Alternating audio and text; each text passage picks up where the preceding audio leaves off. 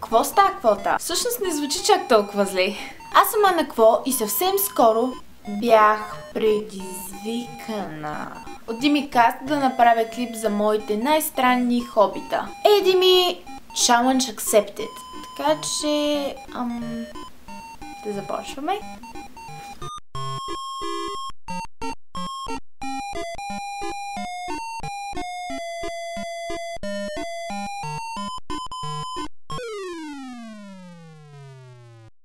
Хоби номер 1. Обичам да събирам малки неща, които за някои хора са доста незначителни, но за мен са важни, защото чрез тях запазвам някакви спомени или просто са свързани с нещо, което ми харесва. И всъщност дори имам табло с такива неща, които реших да ви покажа.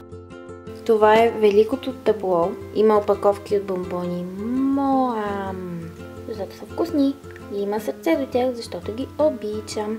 Тук има две зебри, защото зебрите са супер fabulous. Също така тук е и моята брошура за университет за таласами, защото много обичам това филмче и Саливан е супер awesome.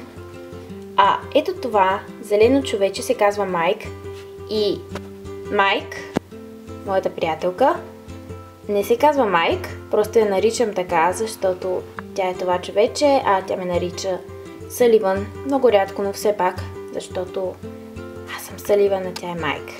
Схванахте идеята. Същото нещо е тази вещица, защото тя показва моята любов към Хелоуин.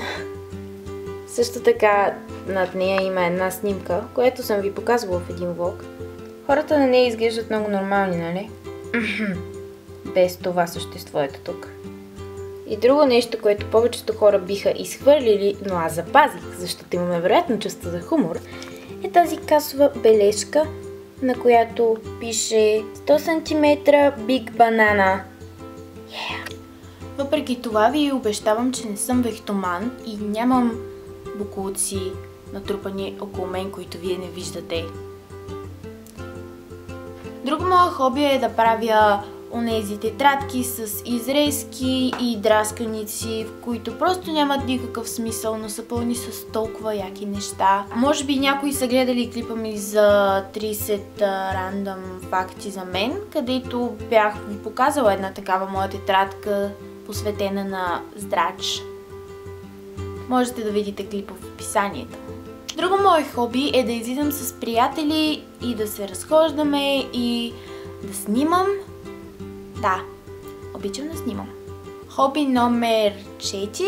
Четвъртото ми хоби е правено от доста хора, но повечето от тях се събират на нещо наречено косплей, където те са облечени в костюми и имат грими и просто изглеждат като някои техни любими герои от филми или анимации или каквото и да е.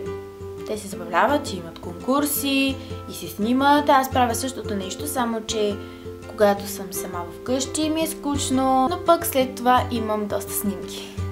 Друго мое хоби е да играя с зайка ми, защото той е толкова очарователен. Казва се Зазо, между другото. Някои от вас може да не го познават, защото отдавна не съм го показвала. Всъщност, ако искате да знаете повече за него, защото и за него има някои доста странни истории, можете да видите едно клипче, което бях правила преди много време. Също мисля, че беше първият ми български клип и го бях качила в моят английски канал. Казва се Pet Tag видео и ще сложа линк в описанието и също така можете да го видите като кликнете на Зазо. И последното ми хоби, което всички вие знаете и е изключително очевидно, е това, че обичам да правя странни клипчета в YouTube. Да. Добре, това бяха всички мои странни хобита, за които успях да се сетя. Надявам се да ви е било интересно и може би някой от вас има същите хобита, което ще ме изненада. Но все пак, ако някой ги има, да ми напише в коментарите, пък и да нямате същите хобита, можете да ми споделите вашите хобита долу в коментарите.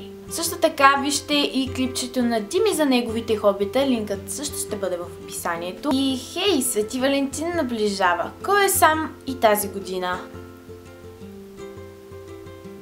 Но това не е задължително да е така. Защо да сме сами на Свети Валентин, когато можем да бъдем всички заедно? Защото вие сте дебили, аз съм дебил, всички сме дебили и заедно можем да си бъдем валентинки.